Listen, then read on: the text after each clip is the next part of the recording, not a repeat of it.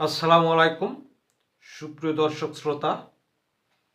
Physical adviser Abdul Mannan বলছি। আজকের গুরুত্বপূর্ণ বিষয় ডেঙ্গু কেন এখনও কথা বলা জরুরি। আসলে ডেঙ্গু আমরা তো মনে করি বর্ষার সময় এবং অতিরিক্ত গরমের সময় মশা মাছির উপদ্রব বেশি হয়, আর সেই জন্য ডেঙ্গুর সমস্যা বেশি হয়। কিন্তু এই শীতেও কি ডেঙ্গুর সমস্যা হয়? এরকম প্রশ্ন আপনার মনে হতে পারে, কিন্তু না। আপনাকে কয়েকটি চমকপ্রদ তথ্য দিচ্ছি।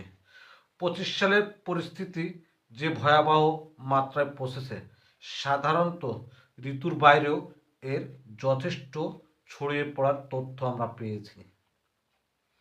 তথ্য হচ্ছে, এর মানে বর্ষা শেষ হলেও আমাদের সতর্ক থাকা দরকার।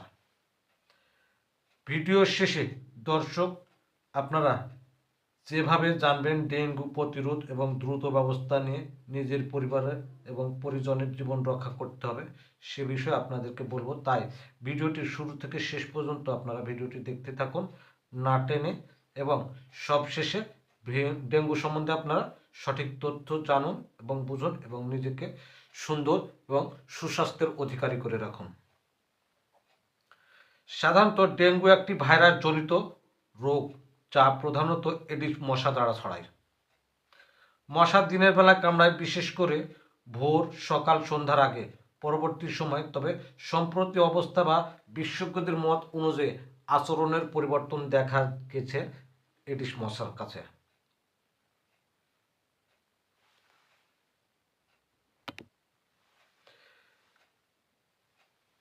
আক্রান্ত লোকের রক্ত সাফ করে মশা অন্যকে ছুড়ে দেয়। যখন গুরুত্বপূর্ণ যে মশা নিয়ন্ত্রণে ও ব্যক্তিগত নিরাপত্তা দুটোই জরুরি। প্রযুক্তিগত না হয়েও সহজে জীবন বাস্তবের উদাহরণ এক সেটিং, যেমন বাড়ির ছাদ, পানির ড্রাম, ফুলের টব, নির্মাণাধীন ছাদ এবং বিভিন্ন সাইটে মশার ডিম সবচেয়ে বেশি জন্মায়।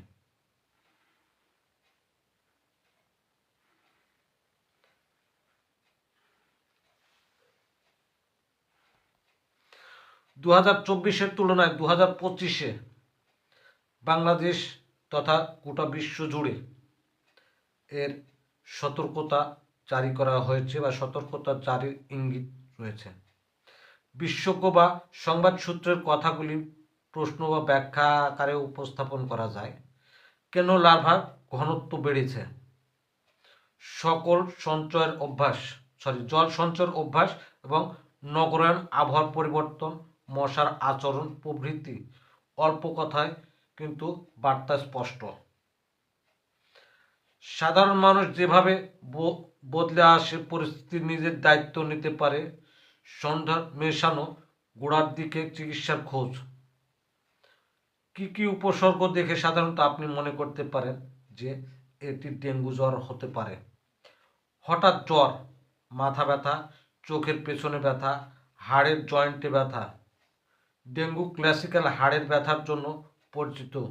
খোঁজ খবর এবং এর র্যাশ দেখে ধারণা করা যায়। প্রথম কয়েকদিন জ্বর কমে গেলেও স্নায়ু বা খোলা চুলের স্তর ঠিক আছে কিনা দেখার প্রয়োজন। যদি খেলাধুলা, কর্মস্থল বা স্কুলে যাওয়ার আগে সুস্থ মন হয় কিন্তু পোলারিটি ডাউন বা ব্যথা থাকে, বিশেষ সতর্কতা অবলম্বন করতে হয়। কবে দ্রুত ডাক্তারকে যাবেন সে ব্যাপারে আপনাকে পরামর্শ দিচ্ছি, যেটি হচ্ছে প্রবল বমি, অতিরিক্ত ক্লান্তি, জ্বর 2 থেকে 3 দিনের বেশি, উচ্চ রক্তপাত এবং স্বাভাবিক দুর্বলতা বা খাবারের প্রতি ঝুঁকি থাকলেও দ্রুত খেতে হবে।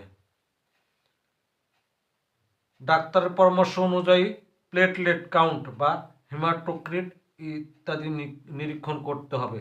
ডেঙ্গু গুরুতর হলে অল্প সময়ের মধ্যে অবনতি হতে পারে।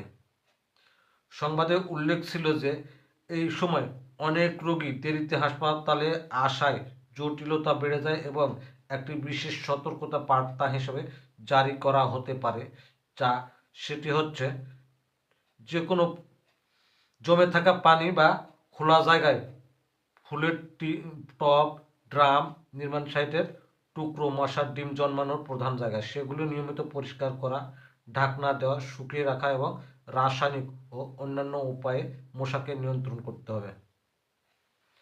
দেখানোর জন্য বাইরে যাওয়ার সময় ডাকে রিপেলেন্ট ব্যবহার এবং আড়াআড়ি আটকানো পোশাক, দীর্ঘ হাতা, লং প্যান্ট দিনের বেলায় বিশেষ করে ফ্ল্যাট, বিল্ডিং, স্টল বা স্কুল বাসের সময় পরিধান করা উচিত। ঘরের আশপাশে মশারি, লাইট, ফ্যান ব্যবহার করা উচিত। স্থানীয় সমন্বয় এবং স্থানীয় সরকারের সাথে যোগাযোগ করে ড্রেন পরিষ্কারের ব্যবস্থা করা উচিত, তাহলে এর হাত থেকে কিছুটা রক্ষা পাওয়া সম্ভব।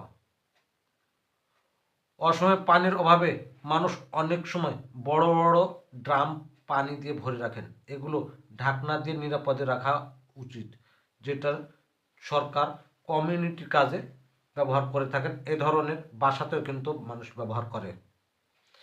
জ্বালানি অর্থ সময় বাঁচানোর আলোচনা করে। নিয়মিত স্বাস্থ্য পরীক্ষা নিরীক্ষণ এবং নিজের পর্যবেক্ষণ, যদি পরিবারের কেউ জ্বর হয় সবাই সুস্থ আছে কিনা দেখার দৃষ্টিভঙ্গি, ছোট ছোট রোগ লুকিয়ে না রেখে দ্রুত স্টেপ নেওয়া উচিত, কারণ এই ছোট ছোট ভুল বা ছোট ছোট রোগ থেকে আপনার জীবন বা প্রাণ নাশ হতে পারে। আমাদের মধ্যে যে ভুল ধারণা রয়েছে সেটি হচ্ছে প্রচলিত ভুল ধারণা, জ্বর কমেই রোগীর পুরোপুরি সুস্থ। শুধু বাতাস, লম্বা সময়, দিনের মধ্যে বেশি রোগ, নির্দিষ্ট উচ্চতা, নগর বা গ্রাম বলে সীমাবদ্ধতা বা নিরাপত্তা রয়েছে। অর্থাৎ গ্রামের মানুষ মনে করে যে শুধুমাত্র ডেঙ্গু মশা শহরে বাস করে, গ্রামে বাস করে না। এই যে ভুল ধারণা, এই ধারণার সাথে একটা লাইন যেটা আপনাদের সামনে আমি না বললে নয়, বিজ্ঞান ও বাস্তব পরিস্থিতি কেমন, মিডিয়ার রিপোর্ট, গবেষণার উপর ভিত্তি করে সহজে ব্যাখ্যা এবং সতর্ক করা উচিত। কমিউনিটি ভাবে উদ্যোগ গ্রহণ, স্থানীয় উদ্যোগ যেমন স্কুল, মসজিদ, বাজার, বাসা এবং বিভিন্ন যুব সংগঠন অনেক জায়গায় কাঙ্ক্ষিত উদ্যোগ নিতে পারেন এই মশার হাত থেকে রক্ষা পাওয়ার জন্য। অংশীদারিত্বের দ্বারা এর হাত থেকে রক্ষা পাওয়া যায়, যেমন সুযোগ আছে স্থানীয় প্রশাসন, স্বাস্থ্য বিভাগ বা এনজিও, নন গভর্নমেন্ট অর্গানাইজেশন বা কোনো গোষ্ঠীর মাধ্যমে এই মশা বা পরিবেশ পরিষ্কার করার মাধ্যমে এই মশার হাত থেকে বাঁচা যায়।